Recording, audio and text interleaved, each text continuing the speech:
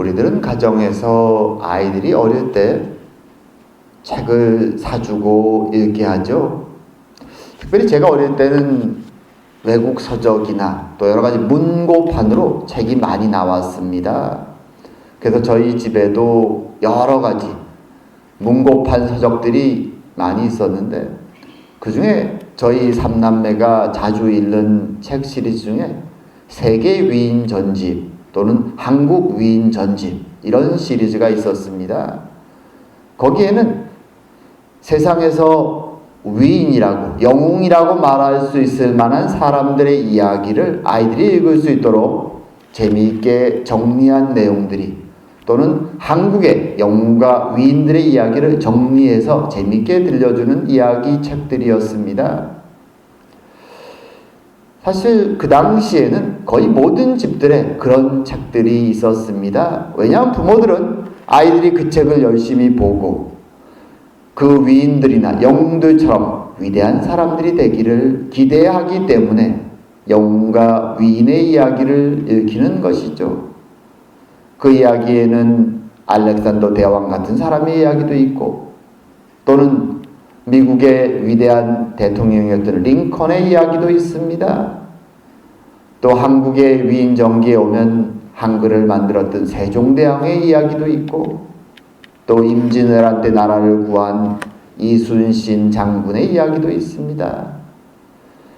그런 이야기에는 그 사람들의 약점은 빼고 주로 장점을 기록합니다.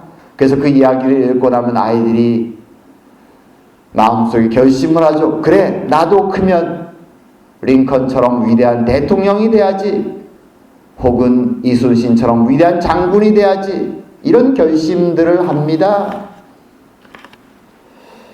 그래서 사람들은 성경을 볼 때에도 그런 위인전기를 읽는 듯한 마음가짐으로 성경의 위인을 찾고 그 위인으로부터 교훈과 본받을 점들을 찾으려고 애쓰고, 또는 그것을 가지고 설교하는 경우도 굉장히 많습니다.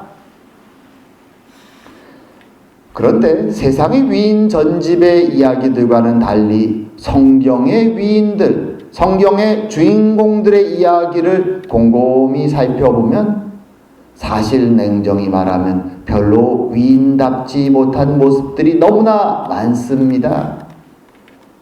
그 대표적인 예가 야곱 같은 사람이죠.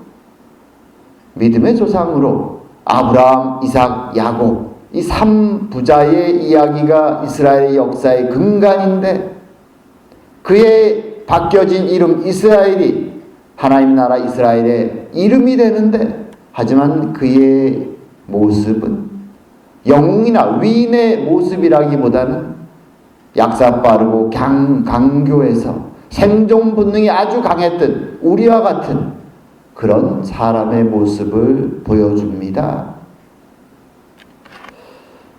사사기에 나오는 사사들의 모습을 보면 어느 하나 정말 영웅다운 모습을 보여주는 사람은 별로 없습니다.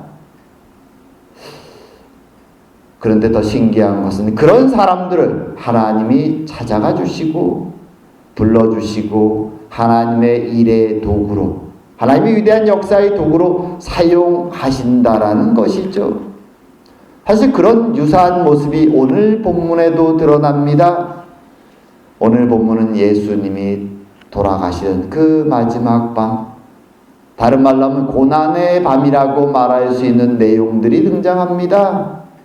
그런데 그 고난의 밤에 예수님을부터 충성스럽게 3년 동안 모든 것을 보고 듣고 배웠던 제자들의 모습은 이 고난의 직면에서 죽음으로 걸어가는 예수님과는 전혀 다른, 도리어 겁먹은 자들의 모습, 배신자의 모습을 보여줍니다.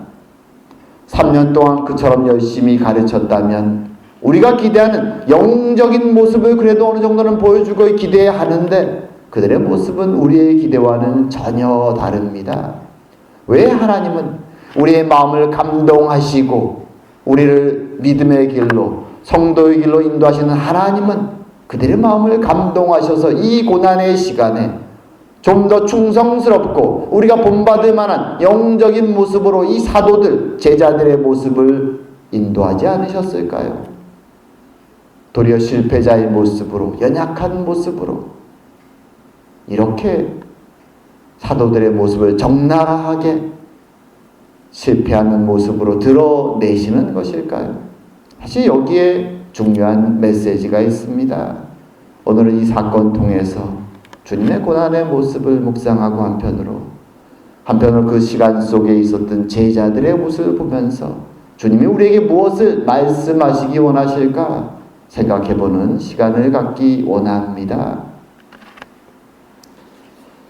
자, 오늘 이 본문에 이제 등장하는 장면은 예수님이 돌아가시던 바로 그날 밤이죠. 보통 우리가 흔히 이날을 금요일 밤 이렇게 말합니다. 금요일 밤, 마지막 고난주간의 금요일 밤. 그리고 예수님은 이 금요일 날 돌아가시고, 말하자면 정확히 말하면 지금 본문에 나오는 건 금요일 새벽이죠. 금요일 새벽. 최후의 만찬이 목요일 밤에 있었고, 금요일 새벽에 시간이 쭉 진행이 되고, 금요일 아침에 골고다의 언덕을 오르셨고, 금요일 오후에 돌아가십니다. 그리고 그 다음날 토요일 안식일 날 하루 쉬고, 그리고 안식 후 첫날 바로 우리 오늘날로 말하면 주일날 주님이 부활하시는 것입니다. 자, 이 금요일 날 새벽부터의 사건이 오늘 본문에 등장하는 것이죠. 깜깜한 밤에 일어난 일들입니다. 이 밤에, 이 깜깜한 새벽 시간에 주님은 굉장히 바쁘셨습니다. 최후의 만찬을 마치고 겟세마네 동산에 기도하시다가 기도를 마치고 준비되셨을 때 붙잡혀 가십니다. 그래서 처음에는 대제사장의 장인이었던 안나스의 집으로 붙잡혀 가시고, 그 다음엔 대제사장 가야바의 집에 또 끌려가시고, 총독 빌라도의 집에 끌려가시고, 그리고 다시 헤로드 왕의 집에 끌려가셨다가 다시 빌라도의 궁정으로 또 끌려오십니다.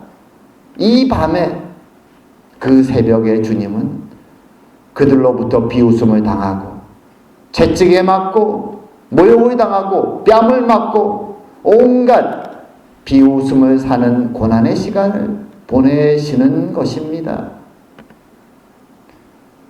근데 이 시간에 조금 전까지 같이 있었던 제자들의 모습은 최후의 만찬을 하면서 주님 앞에서 의지를 다지던, 아무리 사람들이 배신해도 우리들만은 주님과 최후를 같이 하겠다고 다짐하던 그 제자들의 모습은 잘 보이지 않습니다.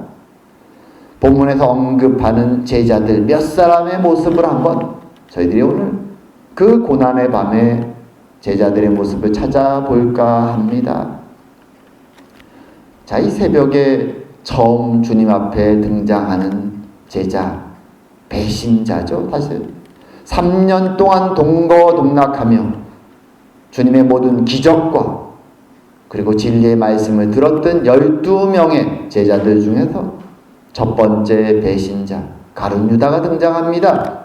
항상 주님이 제자들과 함께 기도하러 예루살렘에 오시면 올라가셨던 그 동산에 주님이 그 밤에 있다는 걸 알고 최후의 만찬장을 떠났던 가룟 유다는 제사장들이 주는 은 30을 챙기고 이제 군대와 제사장의 무리들과 그의 부하들을 끌고 겟세마네 동산에 올라갑니다. 그리고 주님이 거기에 있음을 지적하고 팔아 넘깁니다. 도대체 무슨 생각으로 그는 배신했을까요? 그리고 시간이 지나 자신의 배신의 결과로 주님이 십자가형을 받고 돌아가셨다는 사실을 알고 그는 비관하고 자살로 인생을 마무리합니다. 예수님의 제자 12명의 명단에 이름을 올리는 영광스러운 자리에 있었지만, 그리고 예수님이 행하는 3년 동안의 그 모든 사역의 현장에 함께 했던 사람이었지만, 그리고 머리가 좋아 그 모든 재정을 관리하는 일을 또 맡았던, 한때는 신뢰받았던 충성스러운 제자였음에도 불구하고 그의 끝은 배신자요 자살자로 끝나는 비참하게 끝납니다. 그래서 오늘날에도 이 사건 이후로 서양에서는 이 유다라는 이름을 자기 자식의 이름으로 잘 주지 않습니다. 크리스찬도 그러고 넌 크리스찬도 그러죠. 왜냐하면 배신자의 상징일 뿐만 아니라 저주받은 자의 상징이라고 생각하기 때문에 웬만해서는 유다라는 이름을 잘 주지 않습니다. 그만큼 서양 역사 속에서 배신자, 그럼 가롯 유다죠. 왜 그의 인생이 이렇게 비참하게 끝났을까요? 성경을 잘 보면 그는 남다른 집념과 욕심을 가지고 있던 사람입니다. 어떤 면에서 주님을 따르며 그 욕심이 성취될 것을 기대했는데 주님의 길이 자신과 다르다는 것을 머리 좋은 그는 가장 빨리 확인하고 가장 빨리 배신자의 길에 들어섰던 것이죠. 하지만 아마도 능력의 주님이 설마 그 모든 거짓된 심판 앞에서 죽음의 길을 가실 거라고 아마 그는 그것까지는 상상하지 못했던 것 같습니다. 그러기에 그는 돌이키지 못하고 비참한 자살하는 자로 인생을 끝내는 것입니다. 안타까운 12사도 중에 한 명의 모습입니다. 그리고 오늘 본문에 보면 베드로의 모습이 길게 언급됩니다. 사도 베드로, 12명 중에서도 가장 앞서서 충성스러운 자의 모습입니다. 심지어 마지막 날 밤 주님이 너희들이 나를 배신할 거다 라고 말했을 때 주님, 저만은 절대로 배신하지 않고 주님과 함께 죽겠습니다 라고 외쳤던 사람입니다. 그리고 주님의 예언의 말씀, 너가 다루기 전 나를 3번 부인할 거다라는 말씀을 듣고 주님의 죽음과 자신의 배신의 이야기를 듣고 너무 근심했던 가장 충성스러운 제자였죠. 겟세마네 동산에서 제사장의 무리들이 주님을 잡으러 왔을 때 그는 그래도 그 자리에서 의기를 쏟아내며 칼을 빼서 제사장의 종 말고의 귀에 상처를 냈던 사람입니다. 그리고 주님이 제사장의 집에 잡혀가시자 그래도 사랑하는 마음에 주님이 어찌 될까 따라갔던 사람이죠. 하지만 그의 용기와 믿음은 거기까지였습니다. 그 제사장의 집, 그날은 추운 밤이었습니다. 그는 그 뜰에서 무엇을 하고 있었을까요? 그 뜰까지는 따라갔지만 궁전 안에 주님이 잡혀서 모욕과 창피를 당하시고 어려움과 고난을 당하고 있는 그 장소까지는 감히 갈 엄두를 내지 못합니다. 그는 그저 추운 날씨에 제사장의 종들과 함께 뜰 밖에서 불을 쬐고 있었습니다. 어떤 면에서 인생을 살면 이런 경우가 많죠. 자신의 마음에는 무엇이 옳은지 알지만 현실은 몸이 추워서 그저 불을 쬐면서 버티는 시간들, 두려움에 감히 나가지 못하고 그저 추위에 떠는 육신을 불 앞에서 쬐고 있는 형편밖에 되지 못하는 모습, 그것이 우리 인생의 연약한 모습일 수 있습니다. 그리고 주변 사람들이 시간이 갈수록 한 번씩 3번에 걸쳐서 묻기 시작합니다. 너는 예수의 제자가 아니냐? 그는 두려움 속에 부인하죠. 아니다, 아니다, 아니다. 마지막에는 저주하며 강하게 부인했을 때 그의 귀에 닭 우는 소리가 들립니다. 그는 그 소리를 들으면서 확연히 깨닫죠. 자신은 부인했든 나는 절대로 주님을 배신하지 않을 것이라고, 나는 믿음 있는 자라고, 주님의 기적과 진리의 말씀을 확신하고 주님을 따르는 자라고 그처럼 자신했던 베드로가 무너지는 순간입니다. 내가 이 정도밖에 되지 않았구나. 주님의 예언의 말씀이 그대로 성취되었구나.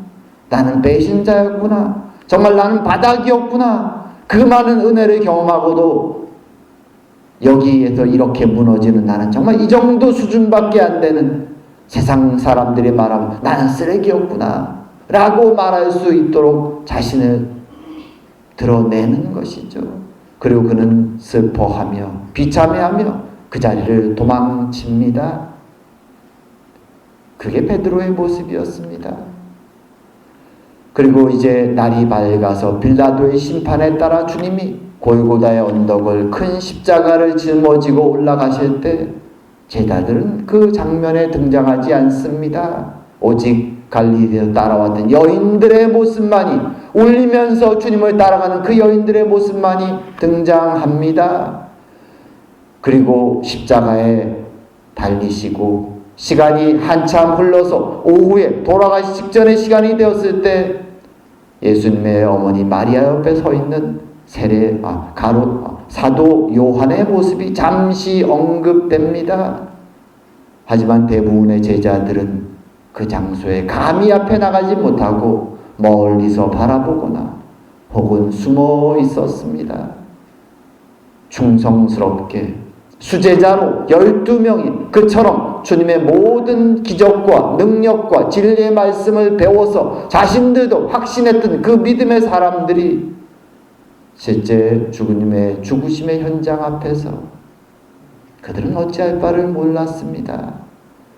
그리고 안식 후 첫날이 되었을 때 그 아침에도 주님의 시체에 향료를 바르기 위해 찾아간 자들은 제자들이 아니라 여인들이었습니다.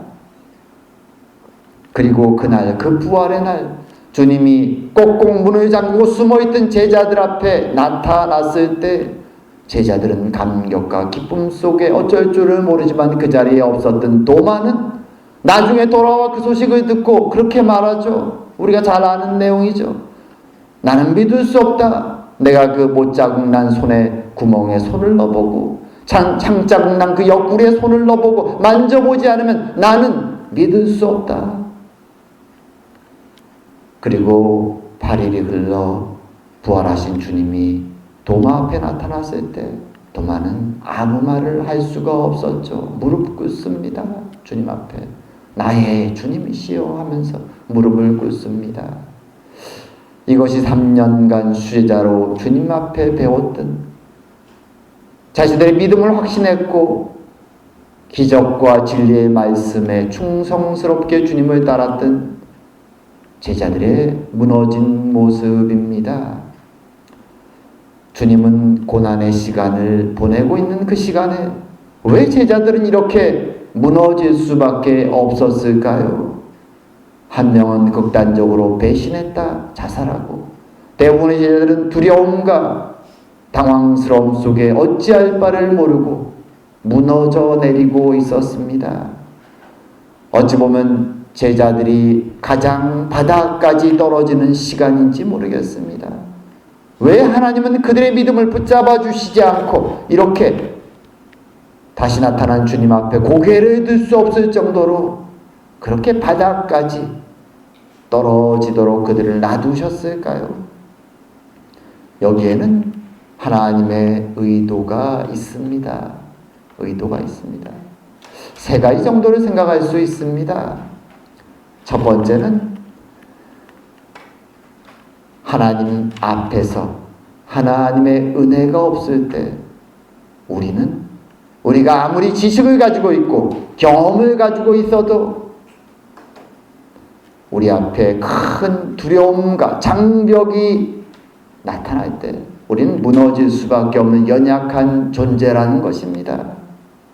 어느 누가 제자들만큼 많은 기적을 보았겠습니까? 어느 누가 제자들만큼 그 진리의 말씀을 바로 코앞에서 다 들었겠습니까? 그들은 지식을 가지고 있었고 그리고 기적에 대한 경험도 가지고 있었습니다. 그들의 지식도 그들의 경험도 그들의 실패를, 무너짐을 잡아주지 못했습니다. 그것이 이 세상에 죄를 지고 불안과 걱정과 두려움 속에 살아가는, 본능적으로 이기적으로 살아가는 우리의 연약함임을 하나님은 제자들에게, 한때는 자신들의 믿음과 자신들의 경험을 확신했던 제자들에게 보여주기 원하시는 것입니다. 이 믿음이 없으면, 이 경험이 없으면 신앙의 길을 시작할 수 없음을 알기에 하나님은 제자들이 철저히 바닥까지 무너지도록 놔두셨던 것입니다. 우리 모두는 사실 여기서부터 신앙을 시작하는 것입니다. 나의 지식과 능력으로는, 나의 의지로는 하나님을 믿고 순종하며 살아가는 삶이 불가능한 자들임을 주님은 우리에게 말씀하기 원하시는 것입니다. 그리고 두 번째로 주님은 제자들에게 앞서 마지막 날 주님이 그들에게 말씀하셨던 나는 포도나무여 너희는 가지라. 너희가 내 안에 거하지 아니하면 생명이 없고 다 불살라진다는 그 말씀의 의미가 무엇인지를 깨닫게 하기 원하셨던 것입니다. 주님은 그 마지막 날 그 말씀을 여러 번 반복하셨습니다. 내 안에 거하라. 내 사랑 안에 거하라. 하지만 제자들은 여전히 연약했고 이기적이었고 그 말씀이 무엇을 의미하는지 깨닫지 못했습니다. 단지 불안하고 걱정하고 두려워하고 있었습니다.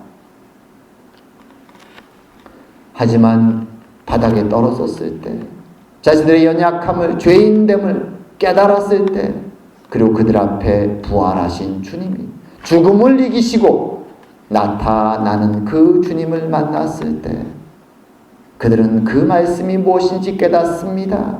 아, 주님은 자신의 죽음을 담보해서 이 땅에 생명의 나무가 되시기 위해서 그 말씀을 하셨구나. 우리가 생명을 얻기 위해서는 자신의 십자가의 죽으심으로 친히 생명나무 되신 그분에게 접붙임되는 방법밖에 없구나. 그들은 깨닫는 것이죠. 주님이 말씀하셨던 그 진리의 말씀을 그전까지는 단순히 머리로 피상적으로 생각했다면 이제는 마음에 깨닫게 되는 것입니다. 그리고 그럴 때 성령이 그들을 찾아오셨고 감동하셔서 그 경험을 확신으로 그들의 신앙으로 살아갈 수 있도록 인도해 주시는 것입니다. 그리고 세 번째로 이 제자들의 실패의 경험과 회복의 경험은 제자들에게 그리고 우리들에게 말씀하는 것입니다. 이것이 신앙의 과정이라고 말입니다. 신앙의 과정은 은혜 받고 성경을 열심히 공부하고 쭉쭉쭉 계속 나아가는 것이 아니라 한 번은 무너져 바닥까지 내려가서 내 인생의 모습이, 나의 실력의 모습이 어느 수준인지를 깨닫고 거기서부터 하나님의 은혜의 손길을 통하여 회복됨을 경험하고, 하지만 이 경험이 한 번으로 끝나지 않죠.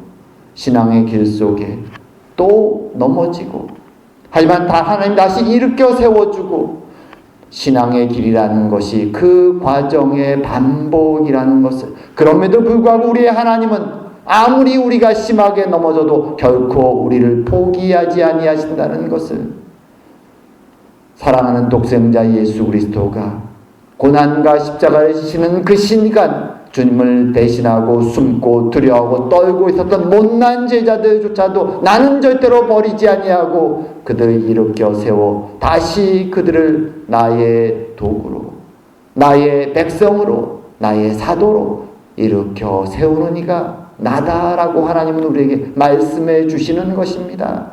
그것이 신앙의 과정이라고 우리에게 말씀해 주시는 것입니다. 쉽지 않은 과정이지만 하나님은 그 길을 인도해 가기 원하시는 것입니다. 마치 우리가 작년에 몇 달간 배웠던 그 출애굽의 모습이 바로 이런 모습이죠. 10가지 재앙을 경험하고 홍해의 기적을 경험한 이스라엘 사람들입니다. 하나님의 구원을 경험하죠. 하지만 그들은 광야에 맞닥뜨렸을 때 매번 번번이 무너집니다. 실패합니다. 불평을 계속 쏟아넣습니다. 하지만 그 순간순간 때론 야단치시고 때론 격려하시며 하나님은 다시 한번 그들을 일으켜 세우십니다. 광야 40년의 역사가 그 과정의 반복이었습니다. 그리고 나서 그들은 가나안으로 들어가는 것이죠.